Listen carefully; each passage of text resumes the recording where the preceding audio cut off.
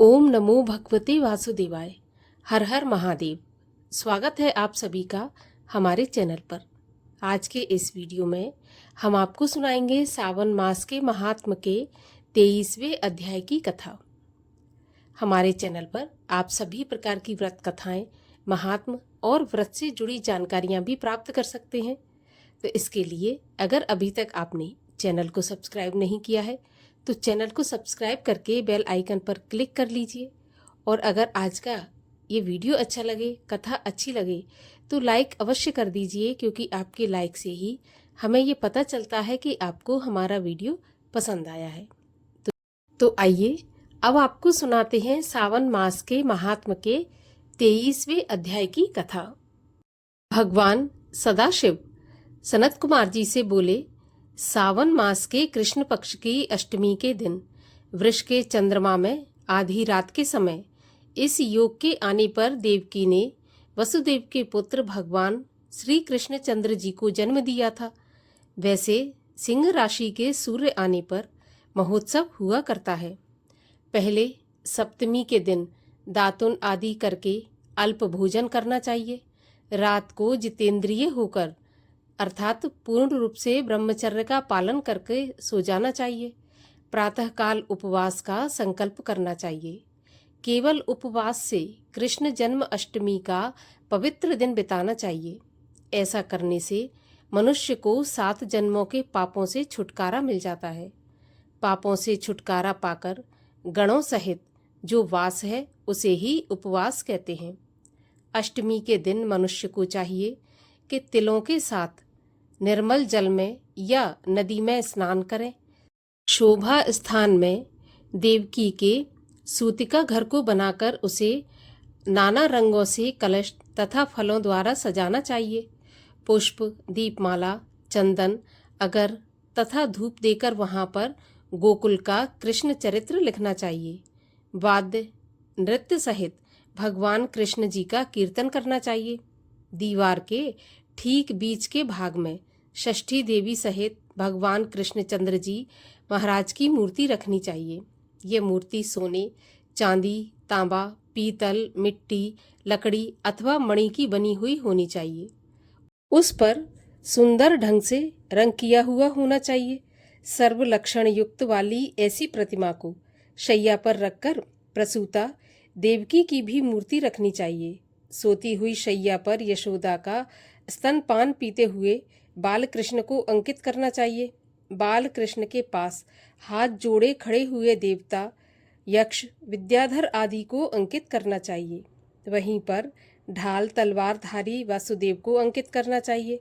वासुदेव में कश्यप, देवकी में अदिति और बलदेव में शेषनाग की भावना करनी चाहिए। नंद, दक्ष प्रजापति, गर्ग, ब्रह्मा एवं अप्सराएं, गोपियां, गोप, देवता, कालनेमी, कंस, उसके भेजे हुए असुर, वृषासुर, धेनुकासुर, कुबलिया, पीड केशी आदि शस्त्रधारी दानव तथा यमुना दाह में कालिया नाग भी अंकित करना चाहिए। जो कुछ भगवान श्री कृष्ण जी महाराज ने चरित्र किया है उसे सुनकर भक्ति के साथ भली प्रकार पूजा करनी चाहिए।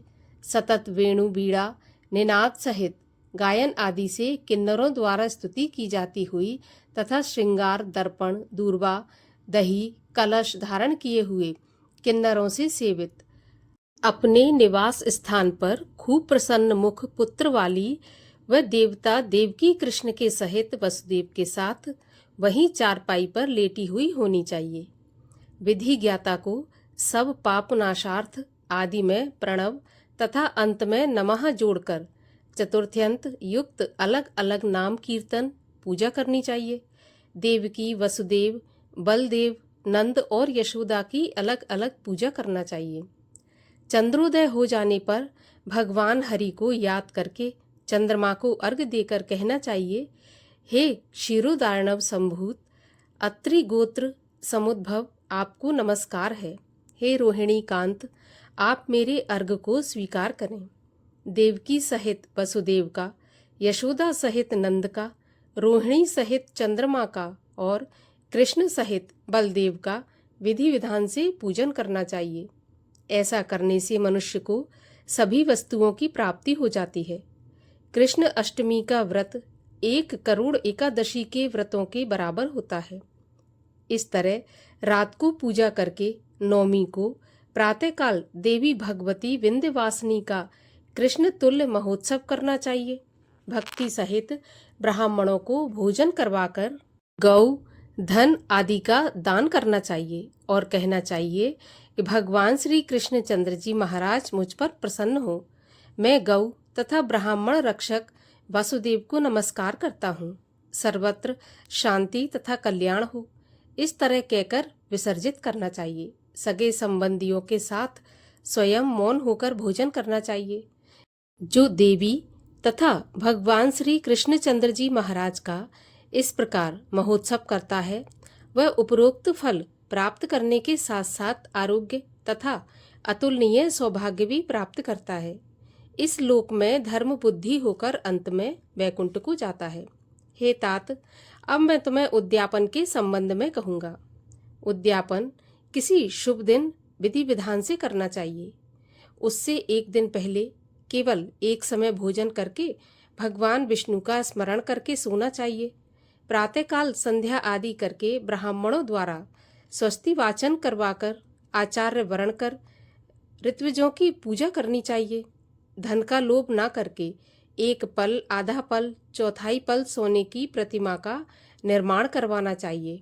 मंडप में मंडल पर ब्रह्मा आदि देवताओं की स्थापना करना चाहिए। उस पर तांबे या मिट्टी का कलश रखकर उसमें चांदी अथवा बांस का पूर्ण पात्र रखना चाहिए।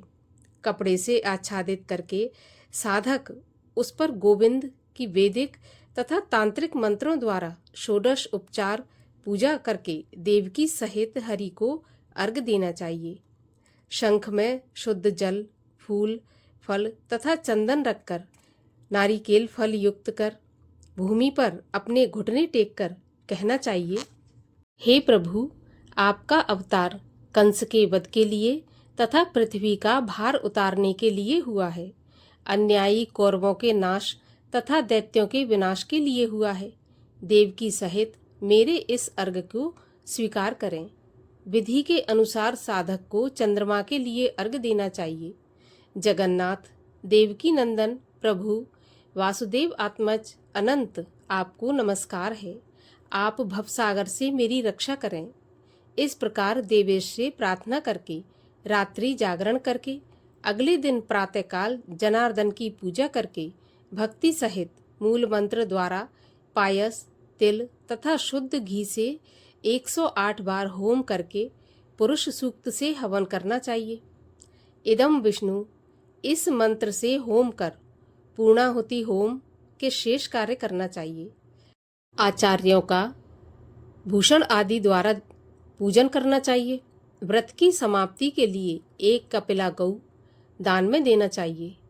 पयस्विनी, सुशीला, सवत्सा, सगुणा, स्वर्णश्रृंगी, रौप्यखुरा, कांस्यदोहिनी, युवा, मोती की पूंछ, तांबे की पीठ, गले में सोने की घंटी एवं वस्त्र द्वारा आच्छादित तथा दक्षिणा सहित गौ को दान करने से व्रत पूर्ण हो जाता है। ऋत्विजों को वर्ण क्रम की श्रेष्ठता से दक्षिणा देना चाहिए। 8 ब्राह्मणों को भोजन करवाकर एकाग्र मन से दक्षिणा तथा जल से भरे 8 घड़े दान करना चाहिए। फिर ब्राह्मणों से आज्ञा लेकर सगे संबंधियों के साथ मिलकर स्वयं भोजन करना चाहिए। हे तात, इस प्रकार व्रत का उद्यापन कर्म करें तो मनुष्य उसी काल पाप से रहित हो जाता है। वह पुत्र, पौत्र, धन धान्य से परिपूर्ण हो इस संसार में बहुत काल तक सुख भोग कर अंत में वैकुंठ को जाता है। इस प्रकार 23वें अध्याय की कथा का समापन होता है। आज की कथा आपको कैसी लगी कमेंट बॉक्स में लिखकर अवश्य बताइए, और अच्छी लगी हो तो लाइक करके चैनल को भी सब्सक्राइब करके बेल आइकन पर क्लिक कर लीजिए।